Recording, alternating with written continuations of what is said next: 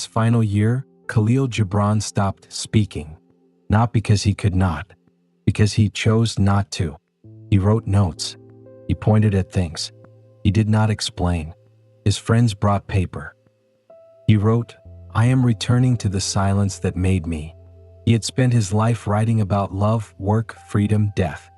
He had nothing left to say. The silence was not empty. The silence was full. The year was 1931.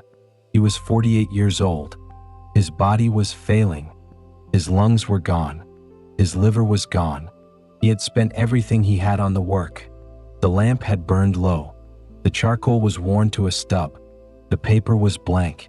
But that was not why he stopped speaking. He stopped speaking because he had nothing left to say, not because the words were gone, because the words had done their work. The prophet was out in the world.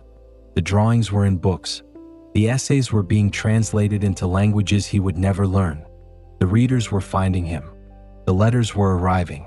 The work was no longer his. He sat in his room. The lamp was there. The paper was there. The pen was there. He did not write. His friends came to visit. They asked him questions. He did not answer. He wrote notes. Short notes, one sentence, sometimes one word. He pointed at things. He did not explain. He did not apologize for not explaining. He had spent 30 years explaining. He was finished explaining. The silence was not a symptom. The silence was a decision. The last decision he would make as a writer. You are afraid of silence.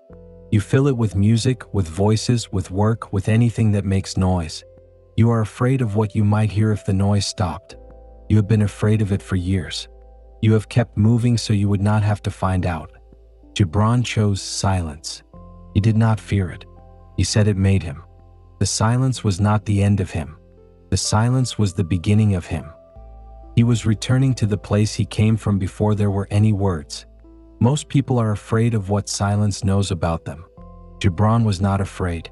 He had been honest his whole life, on the page, in the room, in the work. He had nothing to hide from the silence. He had already said it all. He could finally stop. The first time he refused to speak, his friends thought he was tired. They left. They came back the next day. He still would not speak. They brought paper. He wrote, "I am returning to the silence that made me." They did not understand. They asked him what he meant. He wrote, "You will understand when you are ready." He did not write more.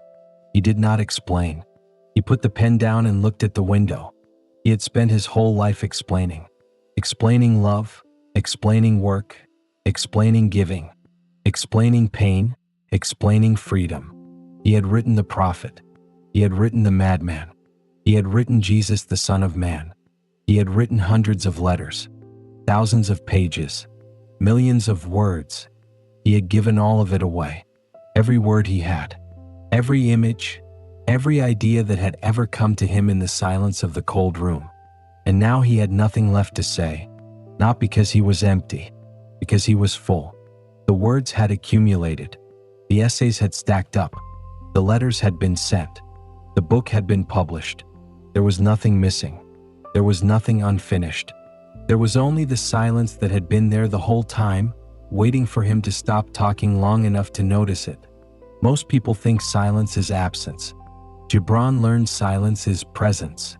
The absence is not silence. The absence is the noise you make to avoid silence. The plans you chase, the work you pile on, the conversations you keep starting. All of it is running. All of it is postponing the one thing you cannot postpone forever. He stopped running. He let the silence catch up. He let it sit in the room with him. He did not fight it. He let it be. You are afraid of silence.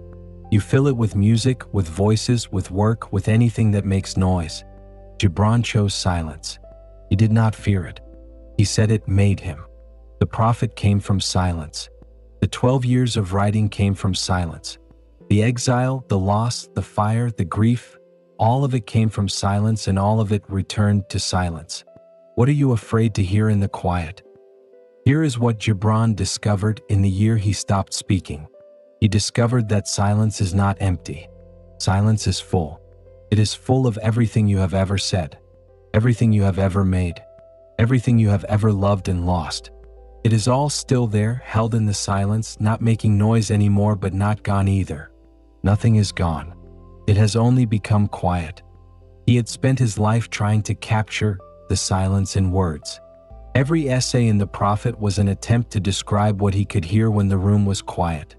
The love that does not possess, the work that is worship, the giving that does not remember, the grief that teaches, the freedom that does not need to return, the children who are not yours, the death that is not an ending. He wrote it all down. He sent it out into the world. And then he stopped, because the silence was not waiting for him to finish. The silence had been there the whole time. It was the ground beneath his feet. It was the air in his lungs. It was the space between the words on every page. It was the thing that held everything together. Without the silence, the words were just noise. The silence gave them meaning. The silence gave them weight. He had known this all along. He had just not been ready to stop speaking until now. He did not need to keep writing. He needed to return, not to Lebanon, not to his childhood, to the silence, the original silence, the silence that had been waiting for him since before he was born. He had never left it, not really. He had just been very loud for a very long time. Now he was ready to be quiet. Gibran died in New York in 1931. He was 48 years old. His friends said he did not look afraid. He looked like a man who had already arrived somewhere. He had arrived at the silence, not the silence of death, the silence of completion, the silence of a life that had said what it needed to say. No regrets, no unfinished sentences, no letters left unsent. He had said everything. He had given everything. He had let go of everything. He wrote in the prophet, "A little while, a moment of rest upon the wind, and another woman shall bear me." He was not afraid of death. He had been writing about it his whole life. He knew that death is not the end. Death is the return to the silence that made you. The silence does not care about your achievements. The silence does not care about your failures. The silence only cares that you came and you went and you made something true while you were here. He made something true. He made the prophet. He made it in exile. He made it in poverty. He made it after the fire. He made it after his mother died. He made it alone in cold rooms with borrowed light in a language that was not his first. And then he stopped, not because he failed, because he was finished. There is a difference. Most people never know the difference. He did. The lamp was still burning. Then it was not. But the light did not go out. The light became the words. The words became the silence. The silence became the thing that holds everything. You are afraid of silence. You fill it with noise. Gibran returned to silence and called it home. I return to the silence that made me. I return to the silence that made me. I return to the silence that made me.